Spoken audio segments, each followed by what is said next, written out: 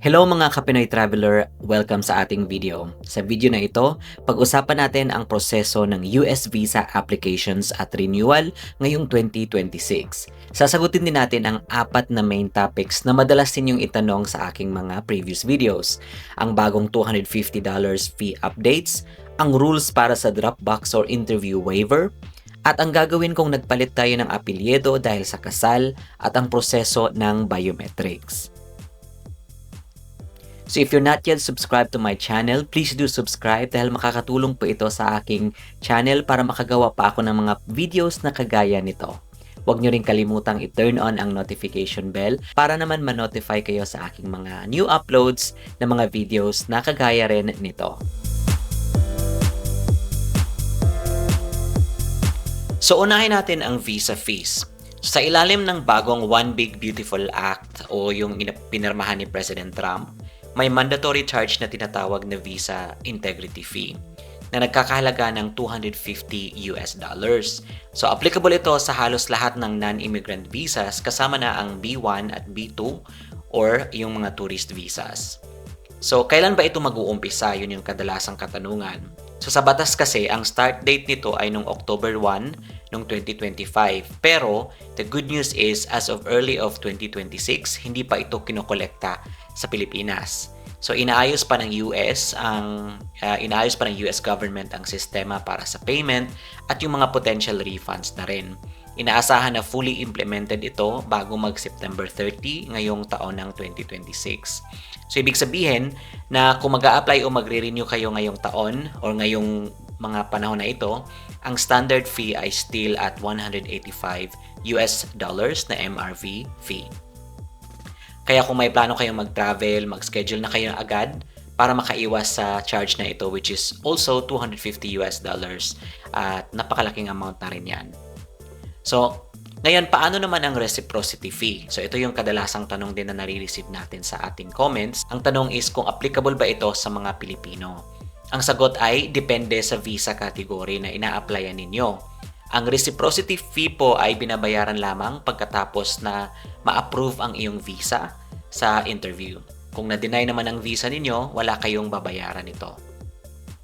Para sa mga tourist visa like B1 at B2 at students na F1 at J1, ang reciprocity fee po natin ay 0. So wala tayong babayaran pag tourist visa or student visa ang ina-applyan natin.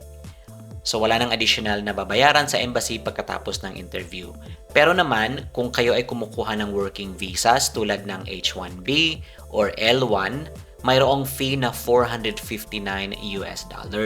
Para naman sa mga E1 treaty orders or traders at E2 investor visas, meron naman kayong babayaran na aabot ng $703 at $552 respectively. So ito po yung ang US Visa Fee Calculator dito sa Pilipinas. Ito po yung mga fees na applicable pag yung ina-apply yung visa ay tourist o student o kaya naman working visa. So for example, ang gusto yung applyan is yung B1 at B2 visa. Kung mag-apply na yung Visa Integrity Fee, mag-a-add na kayo ng $250. So far as of now, hindi pa siya kinokolekta but inaasahan na again sa gaya ng sinabi ko kanina, inaasahan na magiging ma-implement ito before September 30 of 2026. So kung mag-a-apply kayo ng B1 at B2 at applicable na ang $250 Visa Integrity Fee, so ang babayaran ninyo ay magiging $185 which is the MRV fee plus the $250 which gives you a total of $435. Pero sa ngayon, wala pa yung Visa Integrity Fee kaya pwede nyo pang i-take advantage na wala pang babayarang extra amount. Kung ikaw naman ay mag-a-apply ng F1 or J1 which is yung student visa, ganun din yung amount. $185 na MRV fee at yung Visa Integrity Fee na $250 kung applicable na ito. Kung mag-a-apply naman kayo ng H1B or L1 visas or yung working visas, meron na siyang additional na $459 which is the reciprocity fee. Ito naman yung babayaran ninyo pag na-approve yung visa application ninyo. Kung deny naman, so hindi nyo na babayaran yon. So kung mag-a-apply naman kayo ng E1 at E2 with the Visa Integrity Fee, maximum amount of reciprocity fee would be $703 Or kung sa E2 naman ay 552, so maximum na babayaran ninyo is nasa $1,268.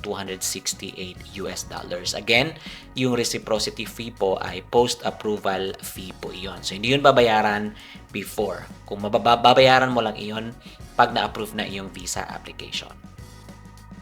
Now, ang next topic naman natin is yung Dropbox or interview waiver rules. Na-discuss ko na ito sa karamihan ng aking mga previous videos. So if you are interested in more detailed topic, panoorin niyo lang yung video na yung mga video ko na iyon, or itatag ko yung video dito sa ating tab. So para mag-qualify sa Dropbox ngayong 2026, kailangan yung ma-meet ang mga sumusunod na criteria. So kung nagre-renew kayo ng parehong visa category tulad ng B1 at B2, ay isa po yun sa eligibility. Ang pangalawa naman ay ang visa ay valid po o nag-expire within the allowed renewable window. So ngayon po, as long as nag-expire yung visa mo within 12 months, so kunyari nag-expire ngayon yung visa ninyo, meron kayong 12 months to apply for a visa waiver interview. At ang pangalan or date of birth at gender sa inyong current passport ay exactly match sa iyong lumang visa. So yun po yung mga eligibility criteria. Kung hindi nyo naman ma-meet yung kahit isa sa mga ito, hindi kayo pwede mag-Dropbox. At kailangan ninyong mag-schedule ng yung usual standard interview na gagawin niyo iyon doon sa website. At ang kadalasan namang tanong natin is yung name change mula sa pagiging dalaga at nag-change into married name.